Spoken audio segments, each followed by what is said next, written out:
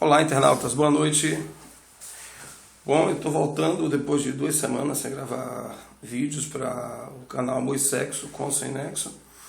Antes de qualquer coisa, eu quero dar algumas explicações. Eu estive tanto quanto adoentado e, aliás, ainda estou, como vocês podem perceber, estou gripado. E além de estar gripado, estou saindo, me recuperando dessa gripe, devido às mudanças de clima aqui em Balneário Camboriú, mas independente disso, estive ocupado nas 2 últimas semanas. Isso impediu que eu pudesse gravar regularmente os vídeos que eu estou acostumado a gravar aqui para o canal Amor e Sexo, com ou sem nexo. Bom, então, explicações dadas, vamos a um texto, um artigo, na verdade, que eu escrevi recentemente, que está no blog, e que trata de um assunto interessante para ambos os sexos, não só para mulheres como para homens também, que é justamente o drama de encalhar. Para muitas pessoas hoje em dia, permanecer sozinho depois de um certo tempo de vida, de vivência, vida, é um drama. Você chega aos 30, 40 anos, 45, parece um drama. Para os homens, aparentemente ainda não é tanto um drama. Mas para as mulheres sempre foi e ainda é, apesar dos avanços que elas obtiveram ao longo da história recente, ainda parece ser um drama chegar até uma certa fatia da idade, certo momento da vida, sem casarem, sem contraírem um relacionamento, com um relacionamento mais sério com outro homem, com um homem. Além da questão do encalhar, que significa que é esse termo chulo, popularesco, que as pessoas utilizam para se referir àquela pessoa que não conseguiu casar-se, ainda há a questão agravante para as mulheres, que é o de não ter filhos. Para a grande maioria das mulheres, ter um filho, nem que seja um filho, ainda é um objetivo a ser perseguido. E a natureza, como vocês sabem, ela trabalhou de uma maneira um tanto quanto injusta no sentido das mulheres. Nós homens, não todos obviamente, mas nós os homens de um modo geral, temos a possibilidade de produzir um filho até a depender da saúde de que disponhamos, até uma certa idade. Eu já vi casos de homens com 50, 60, até 70 anos de idade que foram pais. Essa é digamos, uma vantagem biológica proporcionada pela natureza. No entanto, é fato sabido que as mulheres, a partir de uma certa idade, não devem, recomendavelmente, terem filhos. A partir dos 30 anos de idade, torna-se fundamental. Entra-se naquela reta final, em que é fundamental que a mulher decida ter filhos, e a partir dos 40 anos de idade, entra-se naquilo que os médicos chamam de gravidez de risco. Então aqui eu identifico 2 preocupações grandes para as mulheres em relação a essa questão do encalhar, popularisticamente falando, do encalhar e do não ter filhos. São 2 preocupações que afligem muitas mulheres, e eu vou ler esse artigo que eu escrevi e vou tratá-lo da seguinte forma. Vou ler o artigo parágrafo a parágrafo. Leio o parágrafo para vocês e comento o parágrafo logo em seguida. Dou a minha opinião logo em seguida, como é de costume. Então vamos lá. O texto se chama Encalhar pode ser uma boa ideia? E o primeiro parágrafo diz o seguinte: às vezes me provocam, dizendo que eu encalhei. Isso porque eu tenho 41 anos e tenho mesmo, e jamais casei ou tive filhos. Para mim isso tudo é muito engraçado. Primeiro porque penso, se a cobrança sobre a minha pessoa como homem já é tão grande, imagine sobre as mulheres. Esse é um fato que não pode ser contestado. A cobrança que se estabelece ainda sobre as mulheres para que elas estejam casadas depois dos 30 anos ou depois dos 40 anos é muito forte. E isso se reflete de uma maneira tão forte que faz com que muitas mulheres persigam isso como objetivo acima de tudo. E pior do que isso, faz até muitas vezes com que outras mulheres, competitivamente, olhe com um certo olhar de desdém, né, de desprezo, até mesmo de desprezo, para com aquelas colegas que não conseguiram chegar ao casamento, não conseguiram se casar, não conseguiram ser felizes no casamento. E isso diminuiu bastante. Eu me lembro que na década de 50, eu não sou tão velho assim não, em questão de estudo histórico, mas na década de 50 e 60, a mulher solteira com filhos era vista praticamente como uma prostituta, como uma pária na sociedade, como uma cidadã de terceira categoria. Com o tempo isso foi se modificando, e ali no início da década de 70, quando o divórcio foi instituído, o divórcio oficialmente no Brasil, legalmente no Brasil, os casamentos passaram a ser mais solúveis, a solubilidade dos casamentos passou a ser mais possível. E esse tabu sobre as mulheres que eram mães solteiras veio diminuindo gradativamente, ao ponto de hoje em dia praticamente não existir. Mas ainda há, queira ou não queira, um certo olhar de desdém, um certo olhar de piedade para com os homens e principalmente para com as mulheres que chegam a certa idade sem estarem felizes no casamento. Parece que há um complô para que as pessoas estejam realmente felizes. Casem e ainda o casamento dê certo e ainda, se possível, sejam felizes no casamento. O que contradiz muito o que nós vemos ao nosso redor. Contradiz o que nós vemos ao nosso redor. Porque uma grande parte dos relacionamentos a dois, de casamentos formais, não funciona, não dá certo.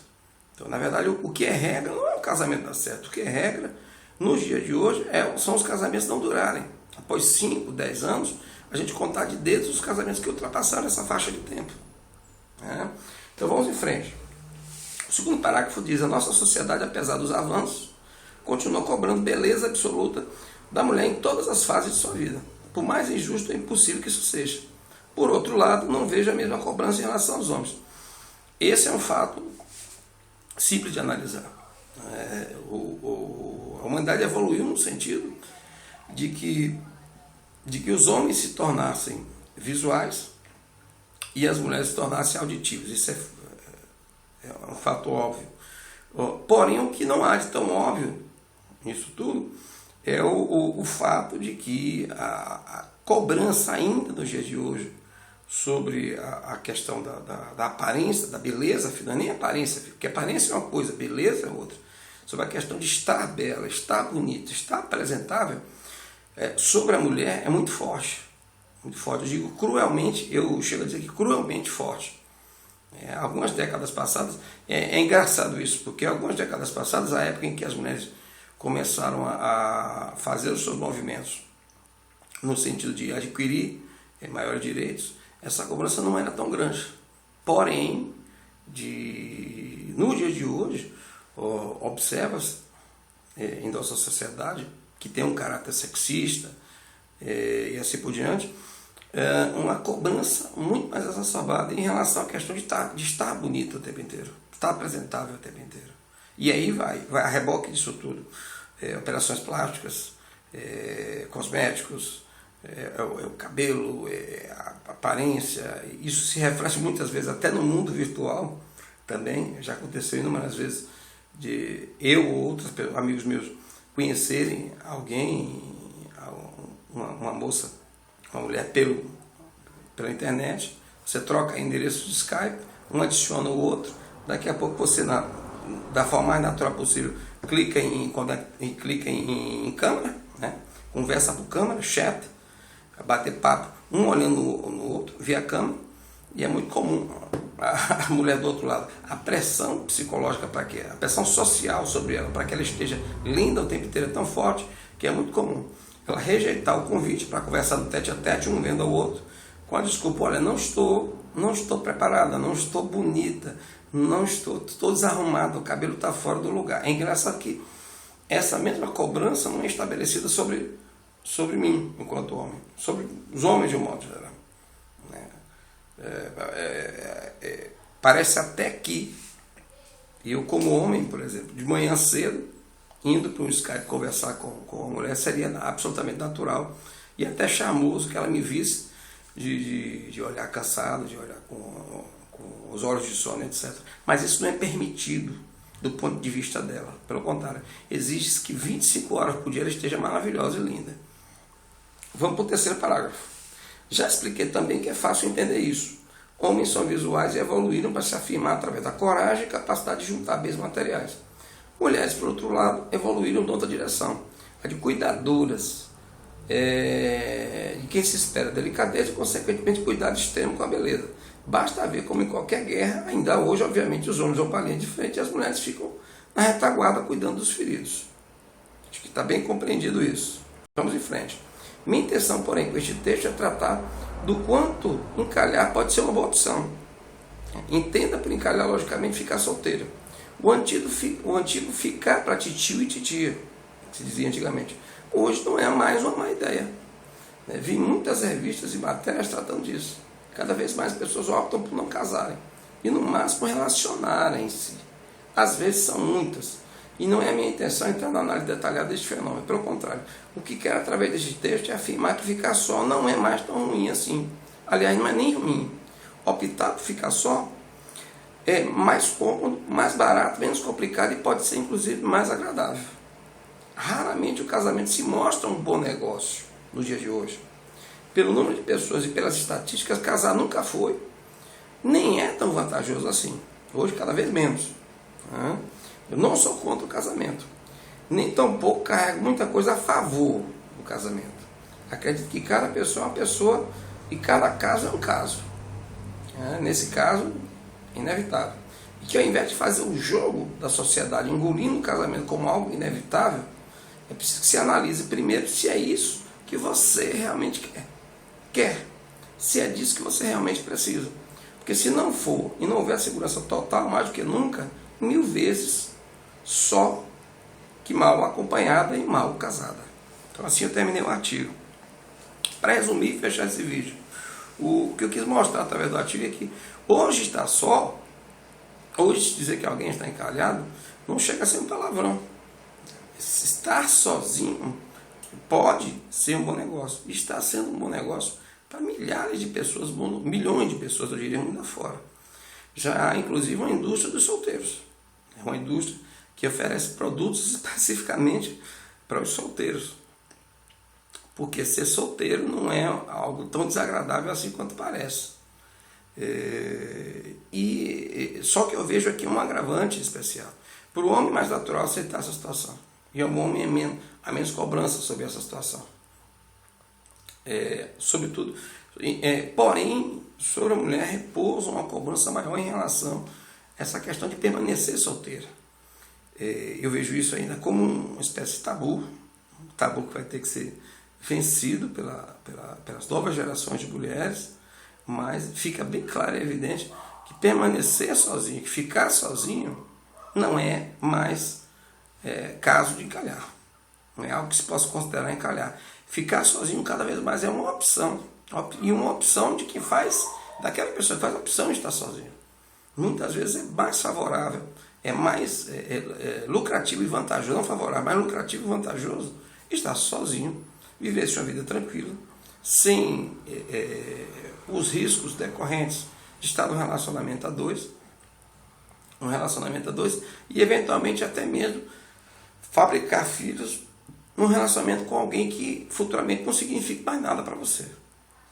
Eu não estou dizendo que essa seja uma fórmula única, uma fórmula inequívoca, que possa ser aplicada a todas as pessoas. Mas fica muito claro e evidente que essa cada vez mais é uma opção. E que é uma opção que não pode ser desconsiderada pelas pessoas. Bom, era isso que eu queria falar a respeito desse assunto. Encalhar pode ser uma boa ideia? Bom, se você acha que pode ser uma boa ideia, ou acha que não pode ser uma boa ideia, se você discorda de mim, fique à vontade para aqui embaixo, curtir ou não curtir esse vídeo. Tá? Se você realmente curtiu, não só curta, como compartilhe no teu Facebook. Okay? E se inscreva no nosso canal, porque agora eu volto com força total e vou voltar fazendo no mínimo 2 vídeos toda semana, analisando assuntos que envolvem a problemática entre os homens, da relação entre homens e mulheres. Afinal de contas, o viés dos nossos vídeos, do nosso canal é amor e sexo com ou sem nexo. tá? Então, muito obrigado a vocês e uma boa noite.